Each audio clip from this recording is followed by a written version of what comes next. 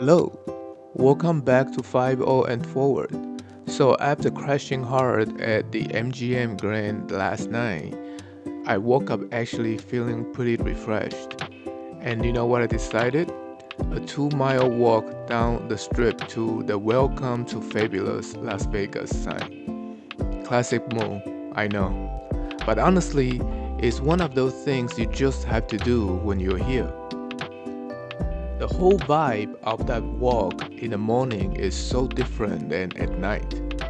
It's slower, quieter, and you actually get to see Vegas as more than just flashing lights. And hey, Elvis was hanging out there too. Yep, that happened.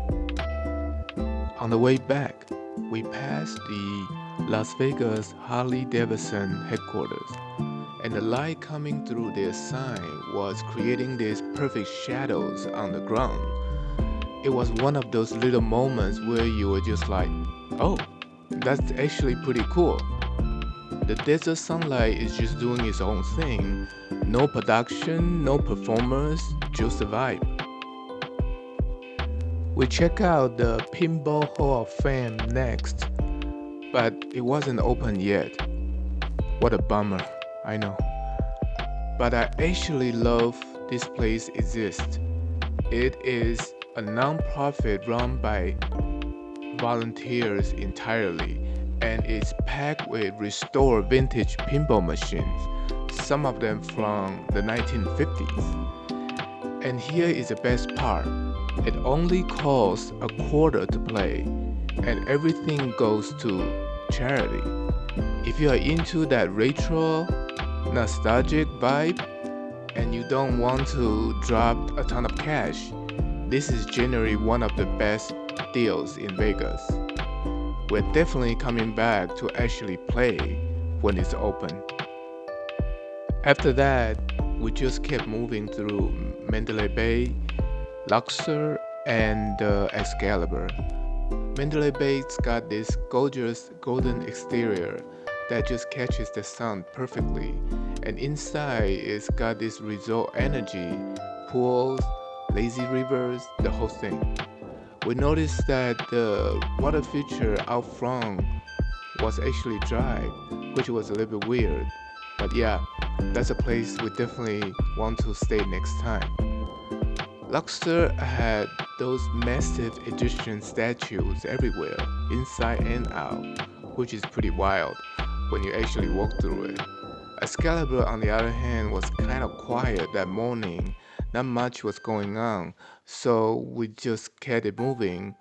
And honestly, after a few hours of walking, we were ready for a break anyway. So we grabbed brunch at the MGM Grand Buffet, and I'm just going to be honest with you, it wasn't that great.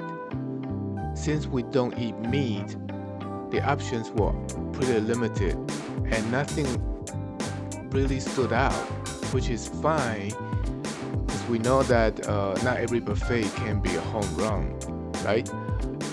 Have you ever been to MGM Grand Buffet? Drop a comment and let me know what you got. Maybe we just missed the good stuff. After that, we hop on the train and headed over to the Bellagio Botanical Garden. And okay, I wasn't expecting to feel that way like I did there. It's so alive, so creative, and just whimsical.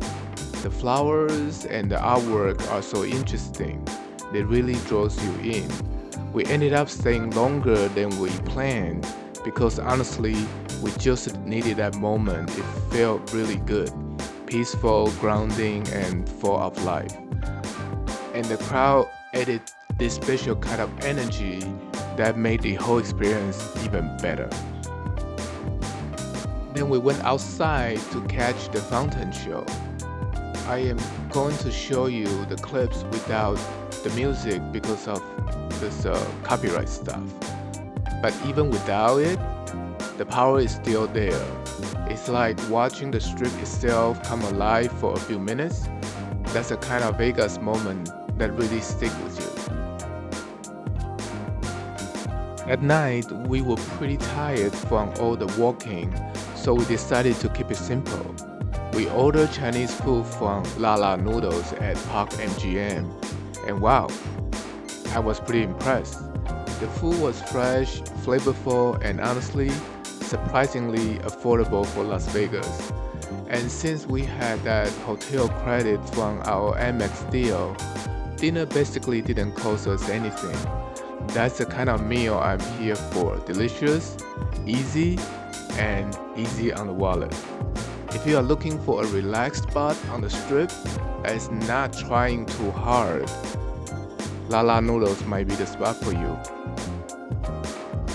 Day 3 rolled around and we decided to go for it. We checked into the Palazzo at the Venetian, and let me tell you, this room was absolutely massive. Like coming from the previous hotel, this felt like stepping into a complete different level of comfort. Everything is elegant, spacious, bright, and it was exactly what we needed. We booked this through the MX Fine Hotels and Resorts program, and honestly, that program is solid. We got a $150 credit, free breakfast, and it just made the whole experience feel a little bit more special. That's something about those little perks that actually adds up. If you want to see more of the room, I link a room tour down in the description.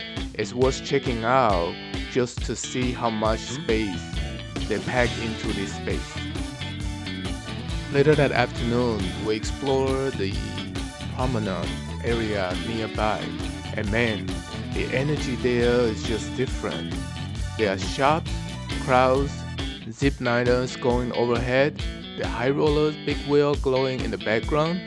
It's that Las Vegas feeling that you come here for. People just out there having fun, enjoying life, and doing their thing. You can literally feel it rubbing off on you, and that's when Vegas actually feels good. We grabbed dinner at this spot called JaBurrito. They do sushi burritos, which is exactly as cool as it sounds. We are huge fans of sushi, so of course we had to try it. The food was fresh and it was kind of fun to eat.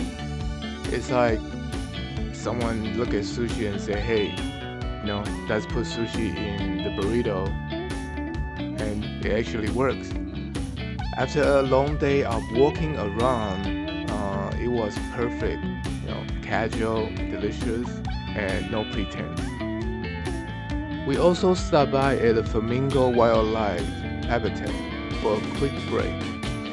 It is this calm, peaceful spot right in the middle of all the noise and chaos. Just flamingos, cool animals, water, and quiet. It was exactly what we needed before heading back. That night, we had dinner back at the hotel using our Amex dinner credit again, and the next morning breakfast from Starbucks, also covered by Amex.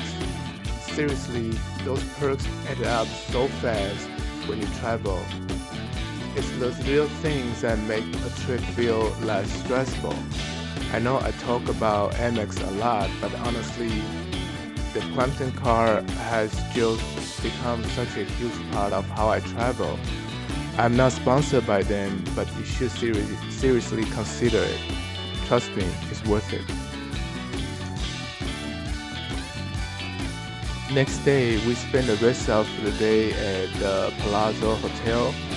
Just calm, peaceful, and honestly perfect way to end the stay at the Palazzo.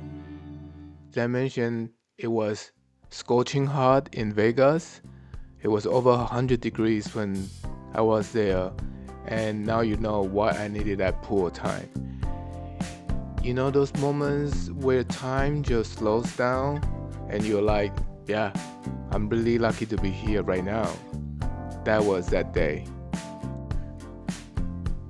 We absolutely love the Palazzo. It's definitely 5-0 and forward approved.